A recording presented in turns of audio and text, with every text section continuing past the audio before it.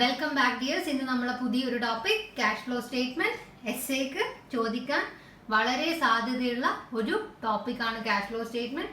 Easy ആണോ difficult ആണോ? Easy ആക്കാം, ഡിഫിക്കൽട്ട് ആവാം. That depends on you. പറയുന്നത് ശ്രദ്ധിച്ച് കേൾക്കുക. എക്സാം ഓറിയന്റഡ് ക്ലാസ്സസ് ആണ്. തിയറി ഞാൻ ഡീൽ ചെയ്യുന്നില്ല. ബട്ട് ഒരു പ്രോബ്ലം കിട്ടിയാൽ അത് ചെയ്യാൻ എന്തൊക്കെ ആവശ്യമുണ്ടോ അത് കംപ്ലീറ്റ് ആയിട്ട് ഞാൻ ഇതിൽ കവർ ചെയ്യും. ഇതിൽ വെറൈറ്റീസ് ഒക്കെ വളരെ കുറവാണ്, മാർജിനൽ കോസ്റ്റിംഗ് പോലെയല്ല. ബട്ട് കുഞ്ഞു കുറച്ച് കാര്യങ്ങളുണ്ട്. അപ്പം വീഡിയോ സ്കിപ്പ് ചെയ്യാണ്ട് അറിയാത്ത ആളാണെങ്കിൽ വീഡിയോ ഒട്ടും സ്കിപ്പ് ചെയ്യാണ്ട് കാണുക. പരമാവധി ഞാൻ സ്പീഡാക്കാൻ ചുരുക്കാൻ ട്രൈ ചെയ്യുന്നുണ്ട്. ഓക്കെ, ക്യാഷ് ഫ്ലോ സ്റ്റേറ്റ്മെന്റ് ആണ്. So what is cash flow statement? Exam oriented ആണ്. ഞാൻ കൂടുതലൊന്നും എക്സ്പ്ലനേഷൻ ഒന്നും ഇല്ല. ക്യാഷ് ഫ്ലോ സ്റ്റേറ്റ്മെന്റ് എന്താന്ന് വെച്ചാൽ ഒരു ബിസിനസ്സുകാരന് ഫസ്റ്റ് അല്ലേ നമ്മുടെ അക്കൗണ്ടിങ് പീരീഡ് സ്റ്റാർട്ട് ചെയ്യുമല്ലോ. ദാറ്റ് ഈസ് 1st April അല്ലേ. നമ്മൾ സ്വതവേ അക്കൗണ്ടിങ് പീരീഡ് എന്ന് പറഞ്ഞാൽ 1st April to 31st March ആണ്. ഈ 1st April ഒരു ബിസിനസ് നടത്തുന്ന അല്ലെങ്കിൽ ഒരു കമ്പനിയുടെ കയ്യിൽ ക്യാഷ് ബാലൻസ് ഉണ്ടാവും അല്ലേ. ഫോർ എക്സാമ്പിൾ സ്റ്റാർട്ടിങ്ങിലെ ബാലൻസ്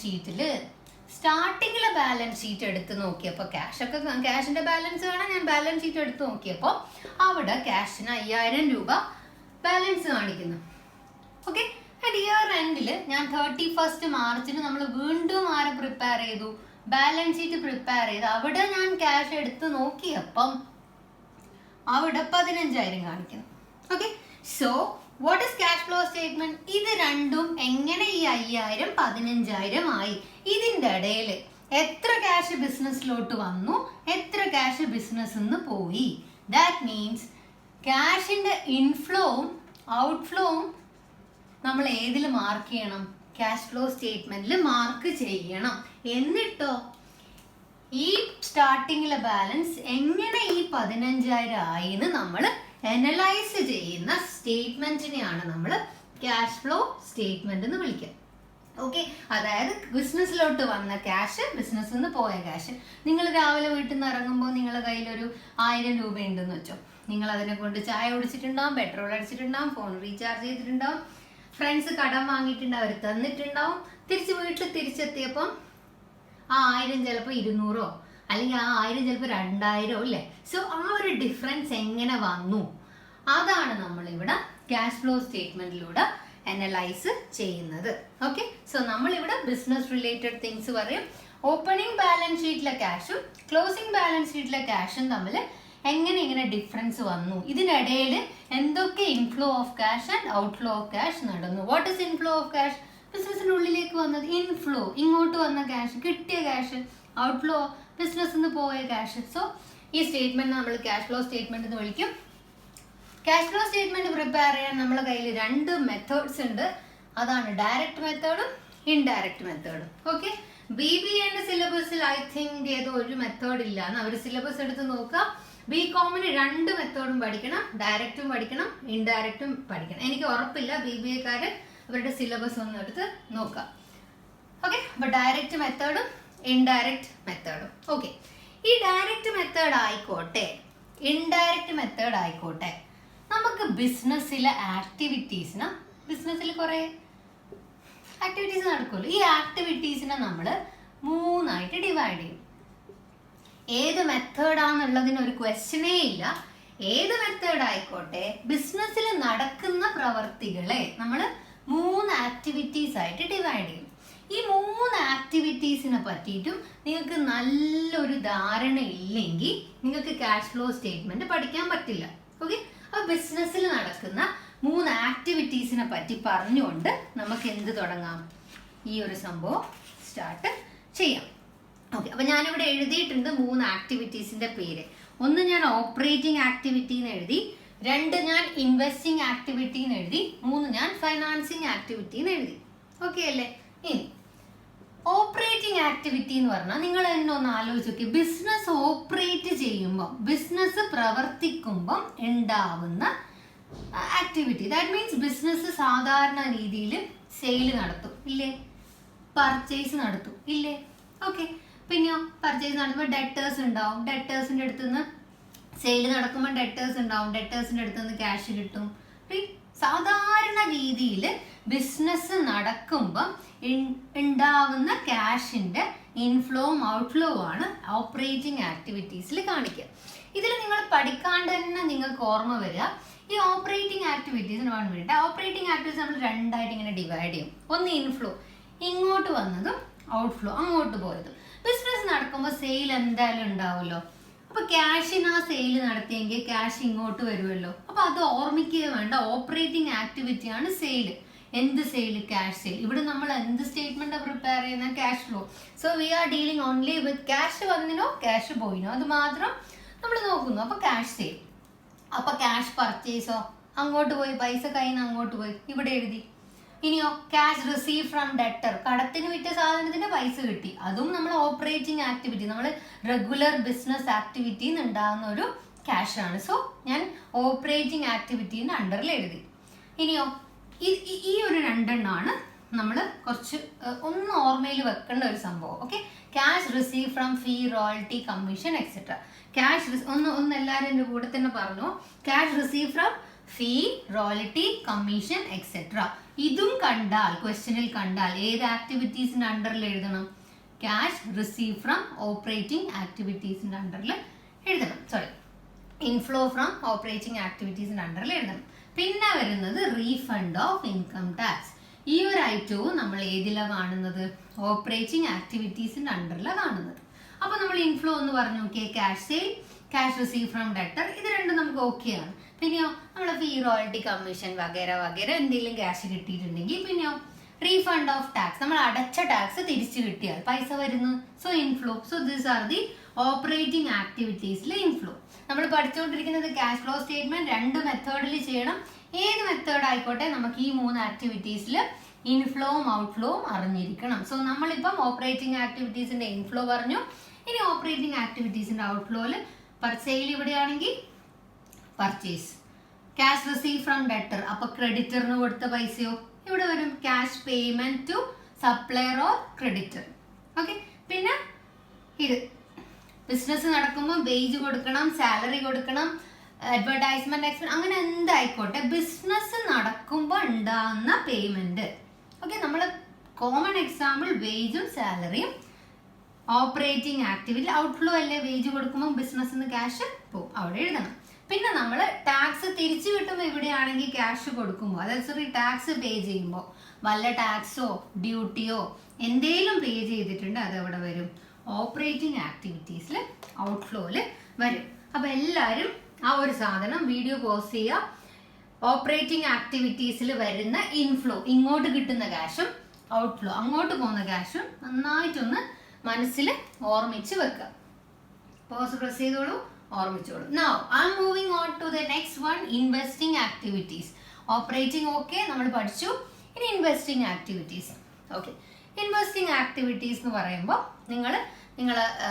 നിങ്ങളിങ്ങനെ സെയിലൊക്കെ നടത്തി കുറേ പൈസയൊക്കെ വന്നു. പൈസയൊക്കെ വന്നപ്പോൾ നമ്മൾ എന്ത് തീരുമാനിച്ച്? അസറ്റൊക്കെ വാങ്ങിക്കളയാം അല്ലെ? എന്തെങ്കിലും കുറെ ക്യാഷ് ഉണ്ടാവുമ്പോൾ നമ്മൾ എന്തെങ്കിലും സാധനമൊക്കെ വാങ്ങിക്കില്ല, അത് ഓർമ്മിച്ചാൽ മതി. സോ അസറ്റ്, സെക്യൂരിറ്റി, ഡിബഞ്ചർ അങ്ങനെയുള്ളതിൻ്റെ ഒക്കെ സെയില്. ഓക്കെ, പിന്നെയോ ഇതാ purchase of asset, purchase of securities. Okay, പറയാം. സോ മനസ്സിലിപ്പോൾ കൊണ്ടുവരേണ്ടത് ഇൻവെസ്റ്റിംഗ് ആണ്. സോ എന്തെങ്കിലുമൊക്കെ ഇൻവെസ്റ്റ് ചെയ്യാം. അസറ്റിൽ ഇൻവെസ്റ്റ് ചെയ്യാം, ഷെയറിൽ ഇൻവെസ്റ്റ് ചെയ്യാം, ഡിബഞ്ചറിൽ ഇൻവെസ്റ്റ് ചെയ്യാം. ഓക്കെ അല്ലേ? ഇനി ഞാൻ ഇൻവെസ്റ്റിംഗ് ആക്ടിവിറ്റീസ് പറയാണ്. അതിനേക്കാളും മുന്നേ കുട്ടികൾ എപ്പോഴും നമുക്കിപ്പോൾ ക്യാഷ് ഫ്ലോ സ്റ്റേറ്റ്മെന്റ് വരയുമ്പോൾ ഒരു ഓർഡർ ഉണ്ട്. ആദ്യം നമ്മൾ ഈ ആക്ടിവിറ്റി എഴുതുക, പിന്നെ നമ്മൾ ഇൻവെസ്റ്റിംഗ് ആക്ടിവിറ്റി എഴുതുക, പിന്നെ നമ്മൾ ഫൈനാൻസിങ് ആക്ടിവിറ്റി എഴുതുക. അപ്പോൾ കുട്ടികൾക്ക് എപ്പോഴും ഡൗട്ടാണ് ഇതിവിടെയാണോ ഇതിവിടെയാണ്. സോ നിങ്ങൾ എന്തെങ്കിലും ഒരു കീവേഡ് ആറ്റം യൂസ് ചെയ്തിട്ട് അതൊന്ന് തറോ ആയിട്ട് ഓർമ്മിക്കണം. Operating, investing, financing. ഓക്കെ, അപ്പോൾ ഇൻവെസ്റ്റിംഗ് എന്ന് പറയുമ്പോൾ പെട്ടെന്ന് മനസ്സിൽ വരണം purchase of asset, sale of asset, purchase of share, sale of share, purchase of debenture, sale of debenture. Okay, let's see. അതിലും അതേപോലെ തന്നെ നമ്മൾ ഇൻഫ്ലോ ഔട്ട്ഫ്ലോ എഴുതും. ഇൻഫ്ലോ ഇങ്ങോട്ട് വരുന്നു, അപ്പം സെയിൽ ചെയ്ത് ഒരു അസറ്റ് വിറ്റാലാണ് പൈസ ഇങ്ങോട്ട് വരിക, എഴുതി. അപ്പം അസറ്റ് പർച്ചേസ് ചെയ്യുമ്പോൾ പൈസ അങ്ങോട്ട് പോകും. സോ ഔട്ട്ഫ്ലോയിൽ എഴുതി. അപ്പോൾ ഇത് രണ്ടും ഓക്കെ അല്ലേ? രണ്ടാമത്തെ sale of securities or investment, കയ്യിൽ വല്ല ഷെയറോ വല്ല ഡിബഞ്ചറോ വേറെ കമ്പനീസിന്റെ വല്ല ഷെയറോ വല്ല ഡിബഞ്ചറൊക്കെ ഉണ്ടെങ്കിൽ sale of share, sale of debenture, sale of investment, അതൊക്കെ ഇൻവെസ്റ്റിംഗ് ആക്ടിവിറ്റീസിൽ ഇൻഫ്ലോ. സെയിലാണ്, സെയിൽ ചെയ്യുമ്പോൾ പൈസ ഇങ്ങോട്ട് വരും. We are dealing with cash only. Cash വരുന്നുണ്ടോ, ക്യാഷ് പോകുന്നുണ്ടോ, that's the thing we are seeing in cash flow statement. Now അതിന് കറസ്പോണ്ടിങ് ഇവിടെ സെയിൽ ഓഫ് സെക്യൂരിറ്റീസ് ആണെങ്കിൽ ഇവിടെ എന്ത് വരും, purchase of securities or investment. Share debenture ഒക്കെ കണ്ടാൽ ഞെട്ടരുത്, ഇതാണ് ഈ സംഭവം. ഓക്കെ, നൗ നിങ്ങൾക്ക് കുറച്ച് തറവായിട്ട് മനസ്സിൽ ഓർമ്മിക്കേണ്ട 2 points. 1, receipt of interest and dividend on investment. മനസ്സിൽ ഒരു പ്രാവശ്യം പറഞ്ഞു പഠിച്ച മക്കളെ, receipt of interest and dividend on invest. നമുക്ക് എവിടുന്നെങ്കിലും, കമ്പനിക്ക് എവിടുന്നെങ്കിലും, അല്ലെങ്കിൽ ബിസിനസ് നടത്തുന്ന ആൾക്ക് എവിടുന്നെങ്കിലും ഇൻട്രസ്റ്റോ ഡിവിഡൻഡോ കിട്ടുകയാണെങ്കിൽ, റിസീറ്റ് ആണെങ്കിൽ ഇൻവെസ്റ്റിംഗ് ആക്ടിവിറ്റീസിൽ എഴുതണം. ഞാനിത് തെറപ്പിച്ച് പറയാനൊരു റീസൺ ഉണ്ട്, അതിന് കുറച്ച് കഴിയുമ്പോൾ മനസ്സിലാവും. സോ റിസീറ്റ് കിട്ടുകയാണെങ്കിൽ, എന്ത് കിട്ടുവാണെങ്കിൽ, ഇൻട്രസ്റ്റ് ഡിവിഡൻഡ് ഒക്കെ കിട്ടുവാണെങ്കിൽ നമ്മൾ എവിടെ എഴുതണം, ഇൻവെസ്റ്റിംഗ് ആക്ടിവിറ്റീസിൽ കിട്ടുകയാണ്. അപ്പോൾ ക്യാഷ് വരികയാണ്, ഇൻഫ്ലോ ആണ്. Now cash collection of loan from borrower. ഞാൻ ആർക്കൊക്കെയോ ലോൺ കൊടുത്തിട്ടുണ്ട്, കമ്പനി, ബിസിനസ്, വാട്ട് എവർ പേര് തരും അവർ, ക്വസ്റ്റ്യനിൽ തരുന്ന ആ ഒരു കമ്പനി ആരായിക്കോട്ടെ, ലോൺ കൊടുത്തിട്ടുണ്ട്.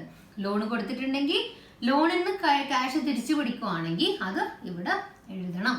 ഓക്കെ, അപ്പം അസറ്റ്, സെക്യൂരിറ്റീസ്, ഇൻവെസ്റ്റ്മെന്റ്, അതിൽ share, debenture, receipt of interest കിട്ടുന്നു, ഡിവിഡൻഡ് കിട്ടുന്നു, ലോണിന് പൈസ പിടിക്കുന്നു. ആൻഡ് ഔട്ട്ഫ്ലോയിലാണെങ്കിൽ പർച്ചേസ് ചെയ്യുന്ന അസറ്റ്, പർച്ചേസ് ചെയ്യുന്ന securities, investment, share, debenture etcetera. And loan given to borrower. ഇവിടെ ലോൺ ഇങ്ങോട്ട് കിട്ടുന്ന, അപ്പൊ ഇത് അങ്ങോട്ട് കൊടുക്കുമ്പോൾ ഔട്ട്ഫ്ലോ. ക്ലിയർ അല്ലേ? അപ്പൊ ലോണ് വരുന്നു, അസറ്റ്. അപ്പൊ ഇതും വീഡിയോ നിങ്ങൾ പോസ് ചെയ്യുക, നിങ്ങളിത് മനസ്സിൽ ഒരു പ്രാവശ്യം തറോ ആയിട്ടൊന്ന് പഠിക്കുക. ഓക്കെ അല്ലേ മക്കളെ? നൗ നിങ്ങൾ പോസ് ചെയ്യുന്നു, നിങ്ങൾ നോക്കുന്നു. See, moving on to next one, financing activities. Last activity financing. ഇത് പഠിച്ചാൽ നമ്മുടെ ഒരു 50% ആയി. പിന്നെ നമുക്കൊരു 50% അത് നമുക്ക് റെഡിയാക്കാം. Financing activities. ഓക്കെ, ഫൈനാൻസിങ് ആക്ടിവിറ്റീസിൽ അതും അതേപോലെ ഞാൻ ഇൻഫ്ലോ ഔട്ട്ഫ്ലോ, അങ്ങോട്ട് ഇങ്ങോട്ട് വരുന്ന അങ്ങോട്ട് പോകും. ഓക്കെ, എപ്പോഴും ഇൻഫ്ലോ ആണ് നമ്മൾ ആദ്യം കാണിക്കുന്നത്, ഇങ്ങോട്ട് വരുന്നത് കിട്ടുന്നതാണ് ആദ്യം കാണിക്കുക. അപ്പം എൻ്റെ ഒരു കമ്പനി ആണെങ്കിൽ, ക്വസ്റ്റ്യനിൽ കമ്പനി ആണെങ്കിൽ, കമ്പനി ഷെയർ ഇഷ്യൂ ചെയ്യും. ഇത് പർച്ചേസ് ചെയ്തതാണ്, വേറെ ഏതോ ഒരു കമ്പനീൻ്റെ ഒക്കെ ഷെയറും സെക്യൂരിറ്റി ഒക്കെ പർച്ചേസ്. ഇതിവിടെ വരുന്ന വേർഡ് നോക്കിയ മക്കളെ, issue of debenture, issue of share. Company സ്വന്തം ഷെയർ ഇഷ്യൂ ചെയ്യുക, അല്ലെങ്കിൽ സ്വന്തം ഡിബഞ്ചർ, ബോണ്ടൊക്കെ ഇഷ്യൂ ചെയ്യുമ്പം that will come under financing activity. കമ്പനിക്ക് ഫൈനാൻസ് വേണം, കമ്പനിക്ക് പൈസ വേണം, പൈസയില്ല, എന്ത് ചെയ്യണോ, ഷെയർ ഇഷ്യൂ ചെയ്തോ, ഡിബഞ്ചർ ഇഷ്യൂ ചെയ്തോ, ബോണ്ട് ഇഷ്യൂ ചെയ്തോ. സോ ഓർമ്മിക്കാൻ വേണ്ടി പറഞ്ഞതേ ഉള്ളൂ, ഓർമ്മിക്കാൻ വേണ്ടിയല്ല. ദാറ്റ് ഈസ് ദ തിങ്, അത് തന്നെയാണ് സംഭവം. ഓക്കെ, എനിവേ നൗ പിന്നെയോ loan, short term, long term loan or borrowings. Okay, നമ്മൾ ആരെടുത്തെങ്ങ് പോയിട്ട് എന്ത് ചെയ്യുന്നത്, ലോണൊക്കെ വാങ്ങിക്കാം. ഓക്കെ, അത് ഇവിടെ loan given to the borrower ആണ്. ഇവിടെയോ നമ്മൾ ഇങ്ങോട്ടേക്ക് എടുക്കുന്ന ലോണ്. ക്ലിയർ ആണ്?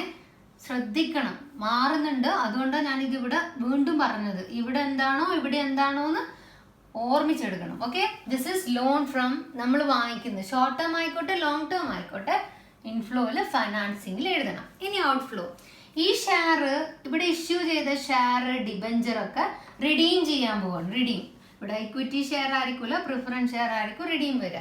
ഓക്കെ, സോ റിഡീം ചെയ്യാന്ന് പറഞ്ഞാൽ തിരിച്ച് കൊടുക്കുക. ഡിബഞ്ചർ കസ്റ്റമർ വാങ്ങിച്ചു, സോ ആ ഡിബഞ്ചർ തിരിച്ചു കൊടുക്കണം, റിഡീം ചെയ്യാണ്. സോ റിഡീം ചെയ്യുമ്പോൾ നമ്മൾ എന്ത് ചെയ്യണം, ഇവിടെ കിട്ടിയ പൈസ തിരിച്ചു കൊടുക്കണം. So that is why outflow. So redemption of preference share, debenture, bond etcetera. ഇവിടെ എടുത്ത ലോണിന്റെ റീപേയ്മെന്റ്.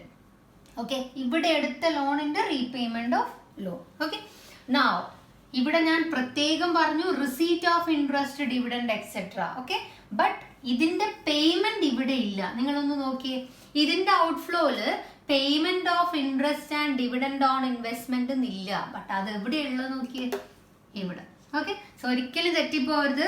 റിസീറ്റ് നമ്മൾ ഇൻവെസ്റ്റിംഗിലാണ് കാണിക്കുന്നത്. എന്ത് റിസീറ്റ്? ഇൻട്രസ്റ്റ്, ഡിവിഡൻഡ് ഒക്കെ കിട്ടിയാലുള്ള receipt we are showing on the investing activities. But see payment of dividend, payment of interest, payment of interest on debenture, അതായത് ലോണിന്റെ ഒക്കെ ഇൻട്രസ്റ്റ് ഒക്കെ കൊടുത്താൽ that is coming under financing activity.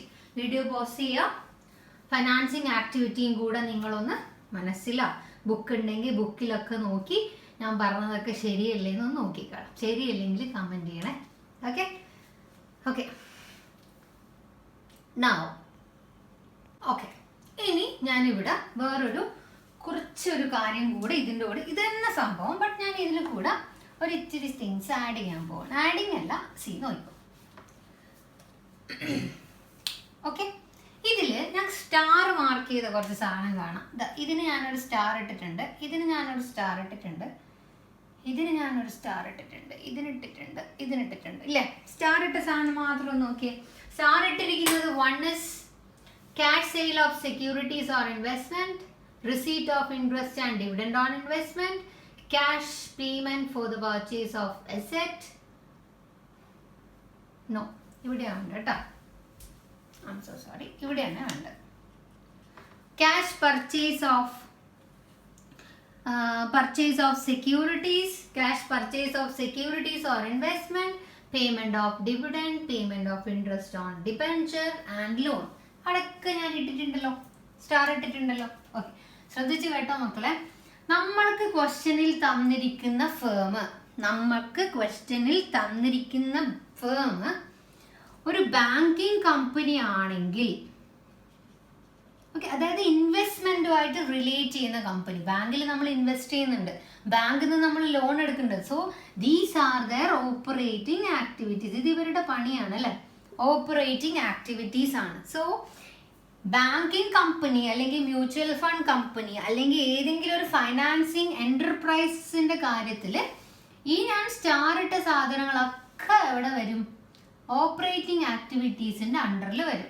So inflow ആണെങ്കിൽ ഇൻഫ്ലോയിൽ വരും, ഔട്ട്ഫ്ലോയിലുള്ള സാധനമാണെങ്കിൽ ഔട്ട്ഫ്ലോയിൽ വരും. അതും നിങ്ങൾ മാർക്ക് ചെയ്ത് പഠിക്കേണ്ടതാണ്. കഴിഞ്ഞ പ്രാവശ്യം ഇത് ചോദിച്ചിട്ടുണ്ട്, പക്ഷെ ഒരു മാർക്കിന് എങ്ങാണ്ടാ ചോദിച്ചത്. ബട്ട് അത്യാവശ്യം ക്വസ്റ്റ്യൻ കുറച്ച് കട്ടിയാക്കണം എന്നുള്ള ആള് banking company any financing enterprises ആണെങ്കിൽ ഞാൻ ഇവിടെ സ്റ്റാർ ഇട്ട് വെച്ചിരിക്കുന്ന സംഭവങ്ങൾ will come under operating activities. Clear അല്ലേ? കാരണം എന്താ? അതാണ് അവരുടെ ജോലി. ഇൻവെസ്റ്റ്മെന്റ് എടുക്കുക, കൊടുക്കുക, അതിന് ഇൻട്രസ്റ്റ് കൊടുക്കുക. So that is there regular business. So these all will come under operating activities. Clear ആണല്ലോ? ഇനി നെക്സ്റ്റ് ഒരു പോയിന്റ് ആഡ് ചെയ്യാം. ഇനി ഞാൻ നിങ്ങളുടെ അടുത്ത് പറയാൻ പോകുന്നത് ക്യാഷിനെ പറ്റിയാണ്. ഈ ക്യാഷിനെ പറ്റി എന്തോന്നാ പറയാനുള്ളത് അല്ലോ? ക്യാഷ് ഇമ്പോർട്ടൻ്റ് ആണ്. Examination point of view cash. നമുക്ക് ക്വസ്റ്റ്യൻ കിട്ടിയാൽ ഈ ആക്ടിവിറ്റീസ് ഒക്കെ അറിയണം. അതെല്ലാം നിങ്ങൾ പഠിച്ചു. ഇനി നമുക്ക് അറിയേണ്ടത് എന്താണെന്ന് അറിയണോ? ക്യാഷിൻ്റെ ഓപ്പണിംഗ് ബാലൻസും അറിയണം, ക്ലോസിംഗ് ബാലൻസും അറിയും. എനിവേ ഞാനിപ്പോൾ പറയുന്നത് ക്യാഷിൻ്റെ ഓപ്പണിംഗ് ബാലൻസ് ഇല്ലാണ്ട് നമുക്കൊന്നും ചെയ്യാൻ പറ്റില്ല. ഓക്കെ, ക്യാഷിൻ്റെ ഓപ്പണിംഗ് ബാലൻസിൽ അതെന്താ ഇപ്പോൾ പ്രശ്നം? ബാലൻസ് ഷീറ്റ് നോക്കുന്നു, ബാലൻസ് ഷീറ്റിൽ ക്യാഷ് എന്ന് എഴുതിയിട്ടുണ്ടാവും എത്രയെങ്കിലും പൈസ, അതെടുക്കുന്നു ഇല്ലടാ അല്ലേ? അങ്ങനെയല്ലേ ചെയ്യാം. ഓപ്പണിംഗ് ബാലൻസ് ഷീറ്റ് നോക്കുന്നു, ഓപ്പണിംഗ് ബാലൻസ് ഷീറ്റിൽ ക്യാഷ് ഉണ്ടാവും, ആ ക്യാഷ് എടുക്കുന്നു, നമ്മൾ എഴുതുന്നു. യെസ്, അങ്ങനെ തന്നെയാണ് വേണ്ടത്. പക്ഷേ എങ്കിൽ ഈ ക്യാഷ് ഫ്ലോ സ്റ്റേറ്റ്മെന്റ് ചെയ്യുമ്പം ക്യാഷ് ആൻഡ് ക്യാഷ് ഈക്വലന്റിന്റെ ഓപ്പണിംഗ് ബാലൻസ് ആണ് വേണ്ടത്. വെറും ക്യാഷിന്റെ ഓപ്പണിംഗ് ബാലൻസ് അല്ല നമുക്ക് ആവശ്യം, ക്യാഷ് ആൻഡ് ക്യാഷ് ഈക്വലൻസിന്റെ ഓപ്പണിംഗ് ബാലൻസ് ആണ് ആവശ്യം. ദാറ്റ് മീൻസ് ബാലൻസ് ഷീറ്റിൽ വെറുതെ ക്യാഷ് ഉണ്ടോ എന്ന് മാത്രം നോക്കിയാൽ പോരാ, ക്യാഷ് ഉണ്ടോ നോക്കണം. കാണുന്നുണ്ടടാ ഈ പാർട്ട് വീഡിയോയിൽ? ക്യാഷ് ഉണ്ടോ നോക്കണം, ബാങ്ക് ഉണ്ടോ നോക്കണം, ഇൻവെസ്റ്റ്മെന്റ് ഇൻ മാർക്കറ്റബിൾ സെക്യൂരിറ്റീസ് എന്ന് പറഞ്ഞിട്ട് എന്തെങ്കിലും ഉണ്ടോ നോക്കണം, ടെമ്പററി ഇൻവെസ്റ്റ്മെന്റ് എന്ന് പറഞ്ഞിട്ട് എന്തെങ്കിലും ഉണ്ടോ നോക്കണം, ലിക്വിഡ് ഇൻവെസ്റ്റ്മെന്റ് എന്ന് പറഞ്ഞിട്ടുള്ള പേരിൽ എന്തെങ്കിലും ഉണ്ടോ എന്ന് നോക്കണം. ഞാനിപ്പോൾ പറയുന്നത് നമുക്ക് ക്വസ്റ്റ്യൻ ചെയ്യണമെങ്കിൽ ക്യാഷിന്റെ ഓപ്പണിംഗ് ബാലൻസ് വേണം.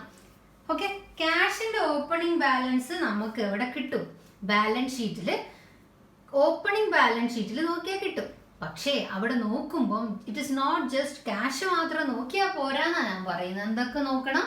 Cash and cash equivalent. ഇനി what are cash and cash equivalent എന്നുള്ളതാണ് ഞാനിവിടെ എഴുതിയത്. ഞാനിത് എടുത്തിരിക്കുന്നത് നിങ്ങളുടെ ബുക്കിൽ ഫസ്റ്റ് മുതൽ ലാസ്റ്റ് വരെയുള്ള എല്ലാ ക്വസ്റ്റ്യനും എടുത്ത് നോക്കിയിട്ടുള്ള സംഭവം മാത്രമാണ് ഞാൻ അവിടെ എഴുതിയത്. പെട്ടെന്ന് ലിക്വിഡ് ആയിട്ടുള്ള എന്തൊരു സാധനവും നമുക്ക് ക്യാഷ് ഈക്വലന്റ് ആയിട്ട് ട്രീറ്റ് ചെയ്യാം. ഞാൻ അവിടെ എഴുതിയിരിക്കുന്നത് കംപ്ലീറ്റ്ലി ബേസ്ഡ് ഓൺ കണ്ണൂർ യൂണിവേഴ്സിറ്റിയുടെ ടെക്സ്റ്റ് ബുക്കിൽ പിന്നെ എന്തൊക്കെ പ്രോബ്ലത്തിൽ എന്തൊക്കെ വന്നിട്ടുണ്ടോ അത് മാത്രമാണ് ഞാൻ അവിടെ എഴുതിയത്. ഓക്കെ, മുന്നേ കഴിഞ്ഞ വർഷം ഞാൻ എടുത്തപ്പോൾ ഞാൻ നോട്ട് ചെയ്ത് വെച്ചു എന്ന് മാത്രം. ബട്ട് ശ്രദ്ധിക്കേണ്ടത് ലിക്വിഡ് ആയിട്ടുള്ള പെട്ടെന്ന് ക്യാഷ് ആക്കാൻ പറ്റിയത് ക്യാഷിന്റെ അതേ ഫോമിലുള്ള ഒരു സംഭവമാണെങ്കിൽ നിങ്ങളത് ക്യാഷ് ഈക്വലന്റ് ആയിട്ട് എടുക്കണം. ഓക്കെ, അപ്പൊ നമ്മൾ ഓൾറെഡി പറഞ്ഞു ക്യാഷ് ഫ്ലോ സ്റ്റേറ്റ്മെന്റ് എന്താ സംഭവം. Cash flow statement opening balance ഷീറ്റിലെ ക്യാഷും ക്ലോസിംഗ് ബാലൻസ് ഷീറ്റിലെ ക്യാഷും എങ്ങനെ ഡിഫറൻസ് വന്നു എന്ന് അനലൈസ് ചെയ്യാൻ വേണ്ടി നമ്മളൊരു സ്റ്റേറ്റ്മെന്റ് പ്രിപ്പയർ ചെയ്യും. That is cash flow statement. Accounting standards ഒക്കെ ഉണ്ട്, ഇൻഡേഴ്സിലൊക്കെ പറയുന്നുണ്ട്, ഞാൻ അതൊന്നും മിണ്ടുന്നില്ല. Okay, direct method and indirect മെത്തേഡിൽ നമുക്ക് ക്യാഷ് ഫ്ലോ സ്റ്റേറ്റ്മെന്റ് പ്രിപ്പയർ ചെയ്യാം. ഡയറക്റ്റ് മെത്തേഡ് ആയിക്കോട്ടെ ഇൻഡയറക്റ്റ് മെത്തേഡ് ആയിക്കോട്ടെ, രണ്ടാണെങ്കിലും നമുക്ക് ഈ 3 ആക്ടിവിറ്റീസിനെ പറ്റിയിട്ട് നല്ല ധാരണ ഉണ്ടായിരിക്കണം. 3 ആക്ടിവിറ്റീസിലും നമ്മൾ ഇൻഫ്ലോ ഔട്ട്ഫ്ലോ വേറെ തന്നെ കാണിക്കണം. പിന്നെ ഞാൻ പഠിപ്പിച്ചു തന്നു cash and cash equivalent. Clear അല്ലെങ്കിൽ ഒന്നുകൂടെ വീഡിയോ കാണാം. സംശയം ഉണ്ടെങ്കിൽ കമന്റ് സെക്ഷനിൽ ഇടുക. ഇനി നമ്മൾ നാളെ അടുത്ത വീഡിയോ, ഇനി എൻ്റെ അടുത്ത വീഡിയോയിൽ ഞാൻ പഠിപ്പിക്കുക ഫോമാറ്റ് ആണ്. Okay, format. അപ്പൊ ഇതൊന്ന് തറോ ആക്കുക മക്കളെ. എക്സാം അടുപ്പിച്ച് പഠിക്കാൻ നിൽക്കുമ്പോൾ നിങ്ങൾക്ക് വലിയ പ്രശ്നം. ഇതിപ്പം നിങ്ങൾ എല്ലാവരും കാണാൻ എക്സാമിന്റെ ഡേറ്റ് വന്നാലായിരിക്കും എന്ന് എനിക്കറിയാം. എനിവേ